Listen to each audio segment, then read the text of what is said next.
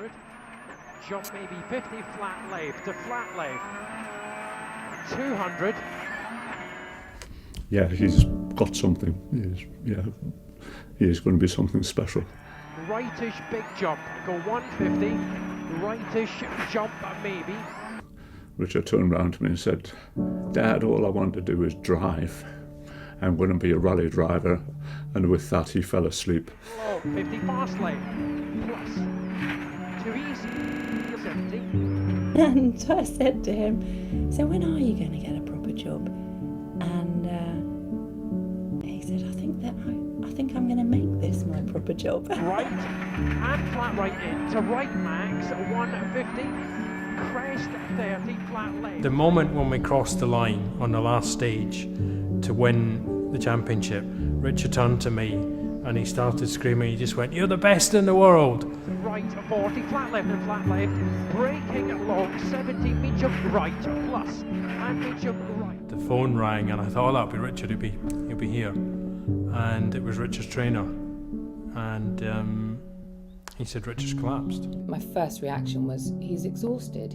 There's all this pressure on him, and it's getting too much. So I just dropped everything I was doing and jumped in the car and went up to the hospital to see what was going on. So we had the checks the next day, had a scan, and then we were called into a consulting room. He said to his guys, "I've got something in my head that shouldn't be there. It's not good news." And that was that. I just remember Richard was very calm. Richard was very, very much like, right, okay, what do I do now? What's next? Whereas I was completely beside myself. Gliomas are quite a high-grade brain tumour. And within a week or two of the radiotherapy starting, Richard declined massively, and he went downhill quite quickly, I think because of the swelling in the brain from the radiotherapy. And Zoe, myself, and quite a few other people were spending a lot of time with him. And one minute he would say, I feel perfectly normal. Everything's normal." And then the next minute he'd be quite ill. And by that point, Richard's, which we now know were seizures, these little funny moments he was having, his seizures were longer, they were coming more frequently. Almost seeing his scalp getting burned, hair falling out. It's really, really hard. It's really tough. But there were some great times.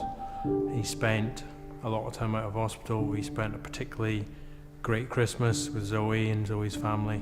And he was in good spirits, even though there were days, dark days, where he would hate the fact it was happening to him. Why is it happening to me? One of the fittest people I've ever met, and he's, dealing with brain cancer, and it's very hard to get your head around that, really. But he gradually got worse to the point where he couldn't walk, and that was really tragic. Yeah, very. It was terrible to see him having to push him around in a wheelchair. The tumour was just taking its hold, really, and it was spreading quite rapidly, and it had moved into the other side of his brain as well, so it was affecting memory massively, and he still knew who we all were, but he was deteriorating quite badly, and so yeah, the last kind of 6 months, that's kind of all I remember, really, is him deteriorating in that way, which is horrible, watching the person you love and the person you know who can't really tell you what a picture of a car is. For me, the one thing that's absolutely clear is that had Richard survived his illness, he would be the one championing the cause of Richard Burns Foundation. And when he sadly died, it was kind of it's just something that had to be done. It was a wish of his to help and do what little he could, and that's why the charity was formed. Yeah, well, strangely enough, actually, I'd never, although my Yeah, my heart and my eyeballs stayed on the start line for a good 30 seconds before they caught up with me. Strange enough, I was never actually frightened or scared in the car with them. Yeah, even though sometimes you'd be headed, but you'd think you're going to go straight into a rock face with a 90 left or something like that, and somehow or other you got round the corner. Even under those circumstances, you just seem to have that total control of the car. But for me, I'll always remember Richard the rally driver, but more so Richard the person and everything he stood for.